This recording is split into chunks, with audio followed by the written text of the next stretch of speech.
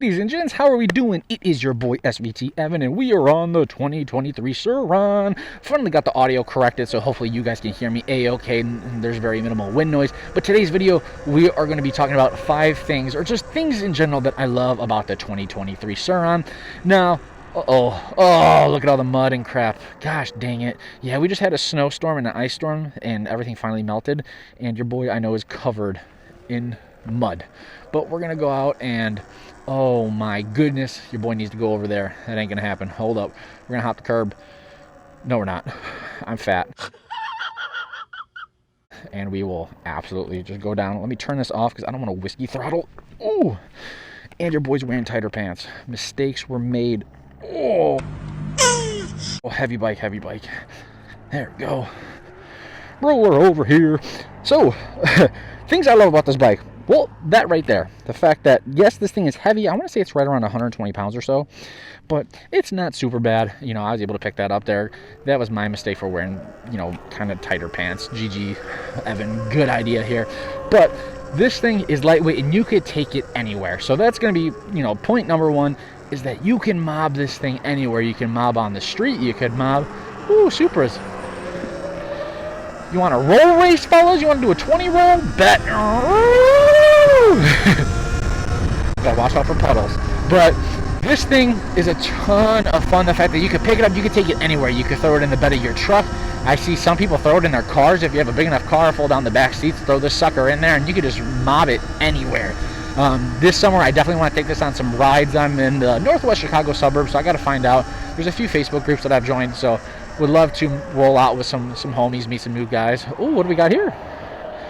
I don't know what that is, but no bueno. Let's see here. Let's not get pegged by a car. We got a lot of mud. All right, boys, focus up, Evan. Holy moly, you're all over the place. Dang, someone's out here ripping. But let's talk about performance, right? So another thing I love is just the speed, right? So prior to this, had a Z Miami, and I could top out on this little strip right here. This was my top speed on the other bike. Well, let me get up. 24. 24 is as fast as you can go. And on this, you're just breaking her in, baby. If we roll into it, 32, 37, 43. I mean, you are rolling out on this thing.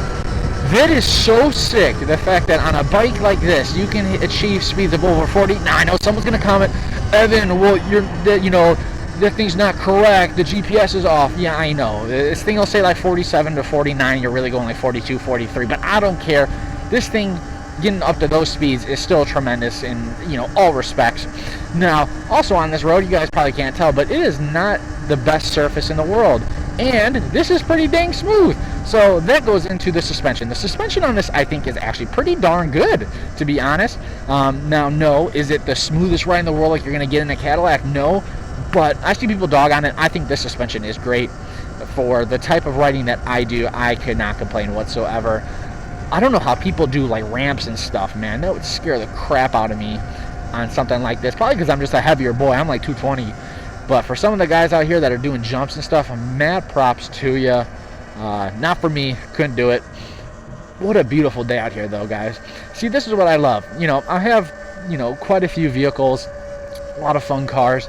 But just getting out and getting some fresh air riding like this, you know, there's not much like it. I mean, what else is going to give you this experience? I wouldn't be out here on a pedal bike today. 0% chance.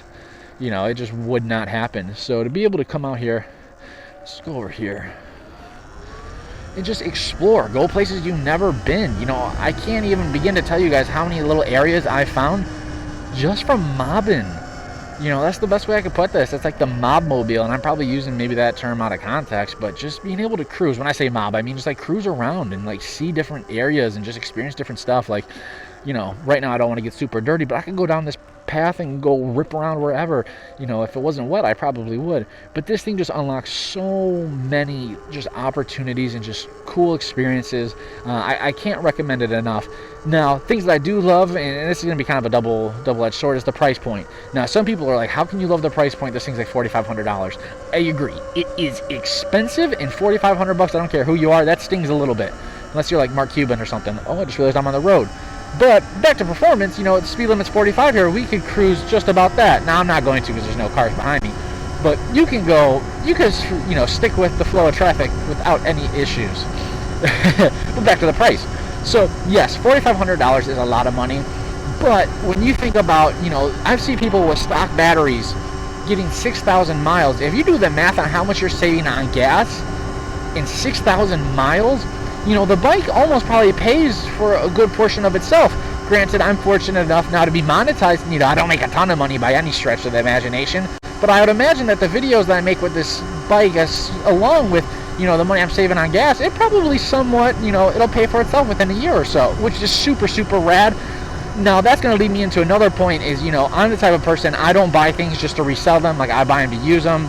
And with this bike, you know, spending $4,500 was a tough pill to swallow for a while, just because I'm like, that's a ton of money. You know, with my cars, I could have done something crazy.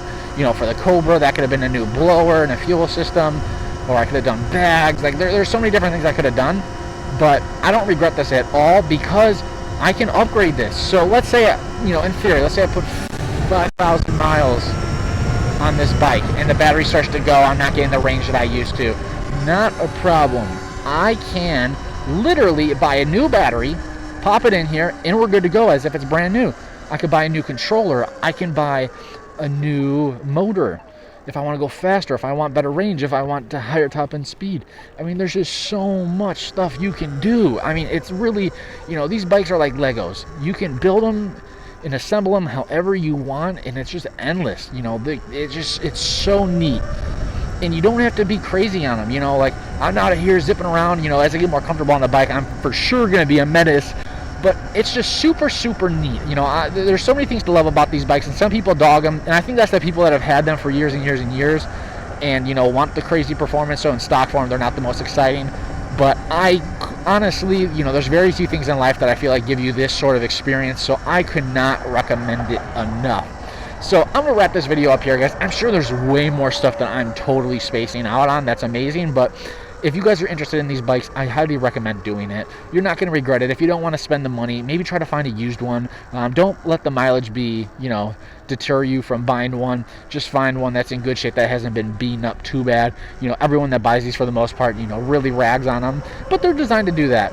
Even though they're Chinese branded stuff, they hold up pretty darn well. So I'm going to wrap this video up here, guys. If you enjoyed the video, please be sure to drop your boy a like and consider subscribing. It helps the channel out a ton. And I will catch you on the next upload. Peace out, homies.